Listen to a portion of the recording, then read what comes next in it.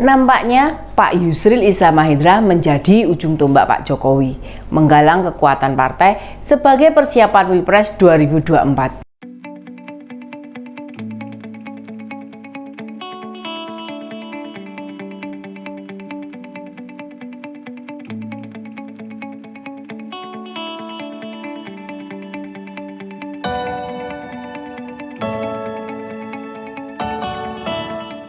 Ini bisa dimaklumi, melihat tidak mungkin Pak Jokowi mengkonsolidasikan kekuatan koalisi partai. Pertama, karena Pak Jokowi jangankan jabatan ketua umum partai, masuk dalam struktur partai saja tidak. Artinya, kalau toh pun menemui beberapa ketua parpol, tidak dilihat publik sebagai penjajakan koalisi. Masyarakat lebih melihat pribadi Pak Jokowi. Kedua, PDI Perjuangan sebagai parpol pendukung presiden serta memiliki persyaratan paling siap untuk bertanding dalam Pilpres masih belum memutuskan siapa pasangan bakal Capres-Cawapres 2024. Sehingga belum melakukan gerakan apapun. Mbak Puan yang sudah pernah mendapat mandat untuk bertemu dengan beberapa ketua umum parpol baru menemui Pak Surya Paloh dan Pak Muhaimin. Itu pun sudah dilakukan beberapa bulan yang lalu. Sepertinya bagi Pak Jokowi bisa jadi dianggap kurang gesit. Makanya kemudian Pak Jokowi meminta bantuan Pak Yusril untuk menyiapkan parpol yang bisa bergabung bersama. Kurang dari 1 bulan sudah 3 ketua umum parpol yang ditemui Pak Yusril dan menyatakan siap bekerja sama. Meski Partai Bulan Bintang sebagai parpol itu suaranya tidak signifikan, siapa yang meragukan komitmen Pak Yusril sebagai ketua umum Partai Bulan Bintang?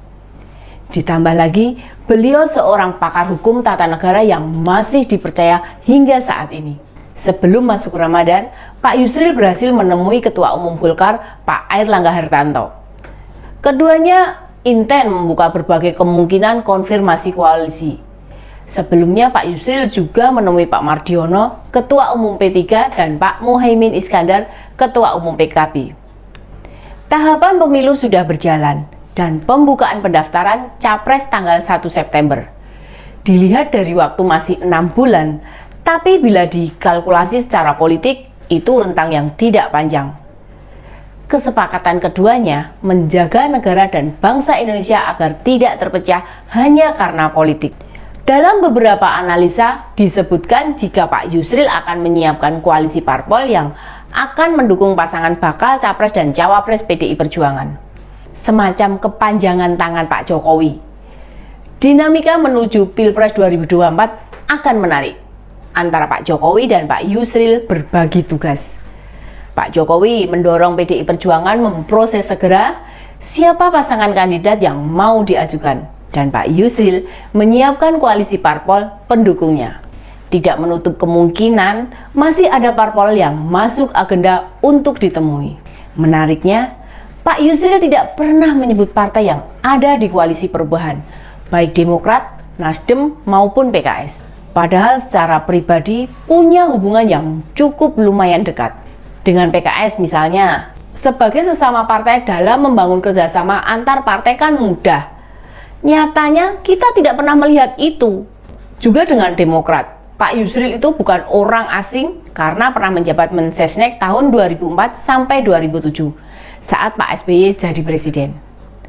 Sementara selama ini, kita tidak pernah melihat ada hubungan spesial antara Pak Yusril dengan Pak Jokowi sejak 2014. Tapi secara tiba-tiba, waktu acara Rakornas dan Musyawarah Partai Bulan Bintang awal tahun ini, Presiden datang dan membuka acara.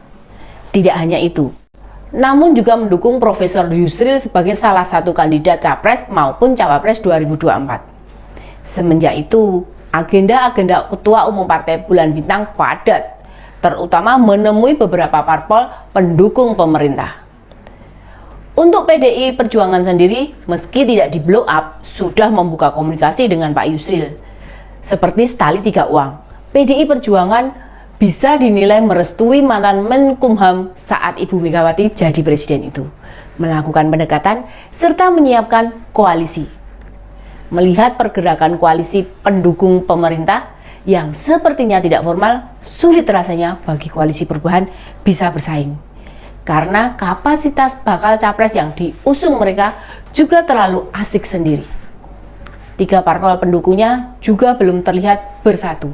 Malah sudah masuk puasa, koalisi perubahan sama sekali belum mendeklarasikan pasangan capres maupun bakal cawapres. Kita tidak tahu, atau publik tentu heran bagaimana mereka bisa memenangkan kontestasi kalau melawan ego mereka sendiri saja mereka tidak mampu. Kabar terakhir, Pak Zulfan Lindan mengundurkan diri dari Nasdem. Setidaknya apa yang dilakukan Pak Zulfan mencerminkan rasa frustasi yang sudah memuncak. Bagi yang berada di lingkaran ini, bisa jadi sulit dimengerti mengapa membuat koalisi parpol itu rumitnya setengah mati.